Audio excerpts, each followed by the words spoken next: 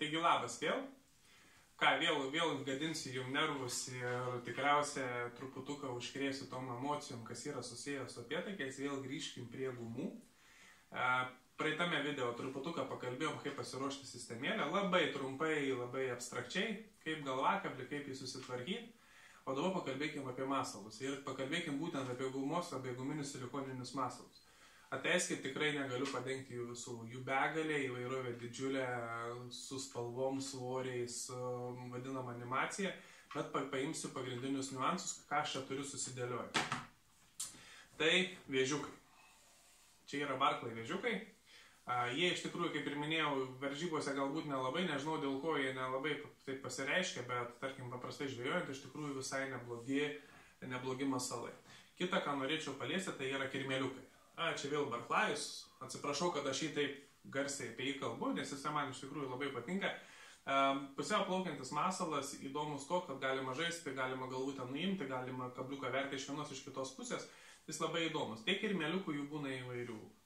Jie yra slieko imitacija. Mano vienas iš mėgstamiausių iš True Zone. Kirmėliukų spalva galbūt netopinė, bet šita. Jis toks kaip, ką aš žinau, ta guma primena tokią kaip, ką žinau, varškę gal, net sunku pasakyti.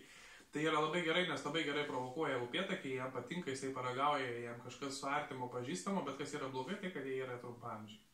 Keli upėtakiai, guma sudraskyta metam lauk. Kita turiu alternatyvą, šiek tiek guma tvirtesnė, bet labai panaši.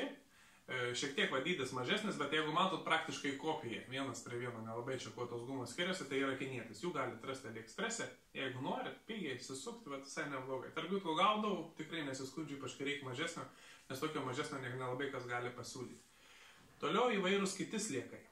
Ne va, čia toks sliekelis su tam tikra uodega žaidimu. Vėl viskas gerai. Kas yra su sliekais?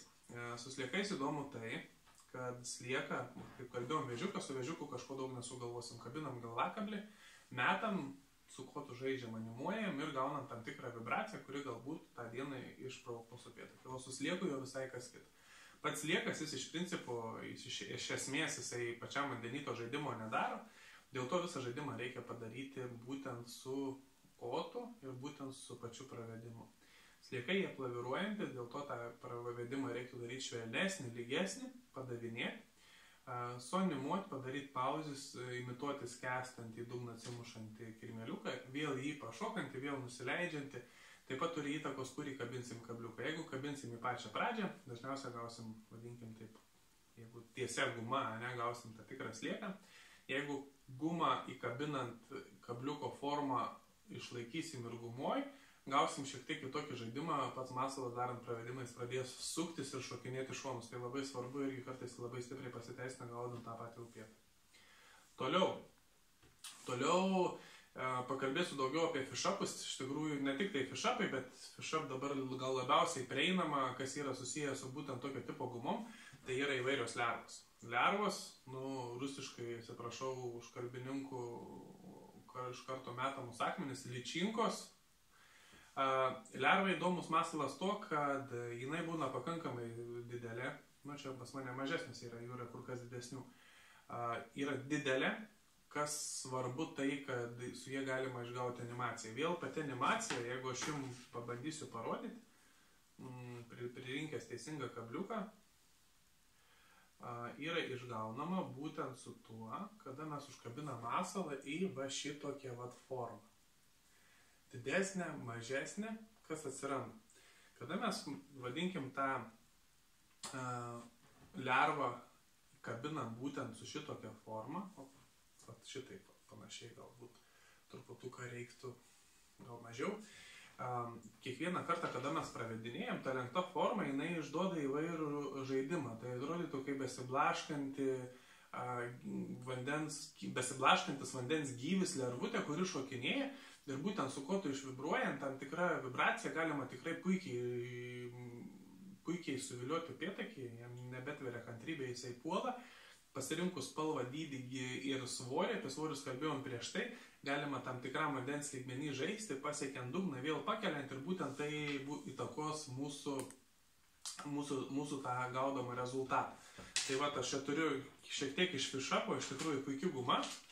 ypač kas yra susiję su mūsų lervutėm, pasirinkimas spalvų gama, jinai yra tikrai didžiulė ir nežinau, ką būtų galima dar daugiau surasti.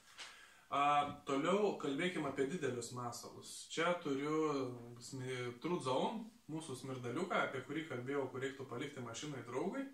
Tai jeigu turit kas nors dėžutėje arba galimybę įsigykit vien dėl to, kad papokštau, kartais negražiai, bet vis tiek įdomu, papokštausit ir pasižiūrėsit. Čia didelios matematikos nėra, tačiau kas yra įdomu su šitom gumom, reikia kablių. Aš čia žaidžiau, vargau, ieškojau kablių, bandžiau pritaikyti va tokius didžiulius džiugui skirtus kablius, kad būtent tą masalą, jį, kaip sakyti, teisingai įvilkti į tą kablį, kad pakirtimai būtų efektyvesni. Įdomu tai, kad upėtakis ragauja ir jisai nenori, tai va dažniausiai žvejojama tokio situacijai, kada kablys išeina 2 trečdaliai už masalo šonų ir automatiškai tada galima, vadinkim, sėkmingiau pakirsti. Išbandžiau biškiuką geriau, bet nesu labai patenkintas rezultatu.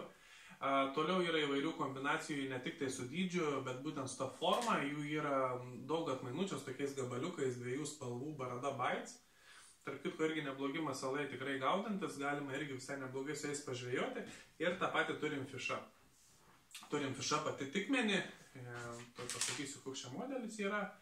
Čia turiu tantą, 2,5 inčo, tai jeigu kam įdomu. Ir irgi masalas labai panašus į tą patį, ką jums kalbėjau. Kas įdomu su šitais masalais? Visi kiti masalai, kaip ir kalbėjau apie tos slėkiukus, kad ir iš tikrųjų netgi paimsiu didelį slieką, vadinkim, iš fišapo. Andrius minėjo, tarp kitko, kad fišapo pasipardotuvėje yra. Tai galite užsukti, kam aktualu, nusipirkti iš tokių masalų. Ta guma yra didelė, vien vadinkim, tokios kietesnės varškės struktūros. Irgi labai trumpamžiai, 1-2 upėtakiai krenta, bet iš tikrųjų gaudo efektyviai. Visi tie masalai, sliekai, lervutės, didžiausias minusas yra tai, kad jie yra lengvi, jo sunku užmesti. Jeigu paimam fišapą, jisai yra sunkus. Jeigu paimam didžiulį tą True Zone, vėl jisai yra sunkus. Įdėjus kabliuką, nededant didelio svorio, galima labai gerai numesti. Toli, būtent upėtakiai, kada yra presingas, jie atsitraukia nuo kranto toliau. Ir dažnai būna, jeigu graži diena, viršutinė vandens sluoksnė. Tai ką gaunam? Gaunas tai, kad jeigu mes dedam mažą masalą, didelį galvakablį arba didesnį svorį, 0,5 gramų, 0,7, 0,4 gramų, metas gerai, tačiau pasiekėm labai greitai dugną. Dugne masalas pradingsta, upėtakis jo nebemato, upėtakis pakankamai vangus, jeigu nėra tame sluoksnėjime, kuriame jisai plaukia, jisai nesileis į kito masalo žemyn.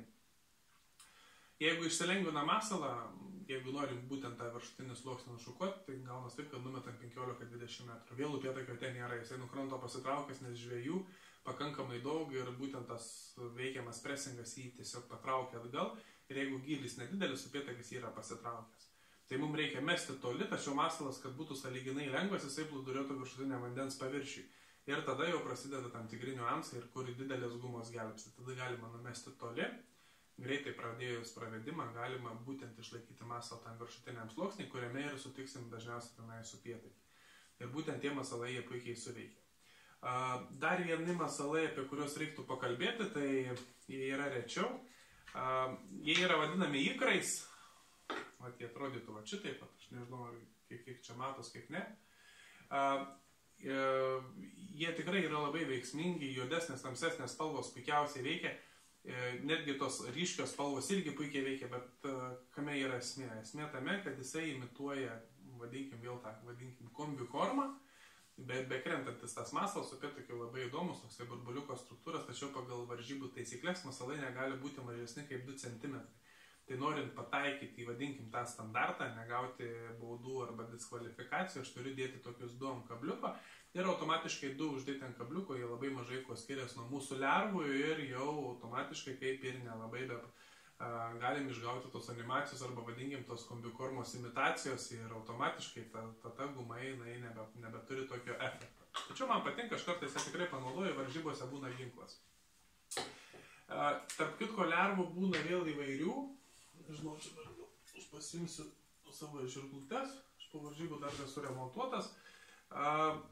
irgi smirdintis yra iš barklai lervos, jos yra va tokiais segmentais, didelės ilgos, kiek norim, tai galim prisitaikyti. Vėl išgaunant su kabliuku tam tikrą lenkimą, žaidžiant su tais segmentais, galima išgauti nemažai animacijų, iš kurių viskas suveiks.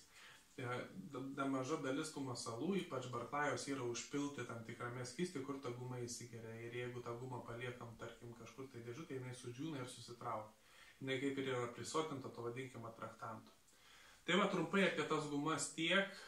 Tikriausiai kitą kartą pakalbėsim dar daugiau apie pravedimų technikas, ypač su fish-up.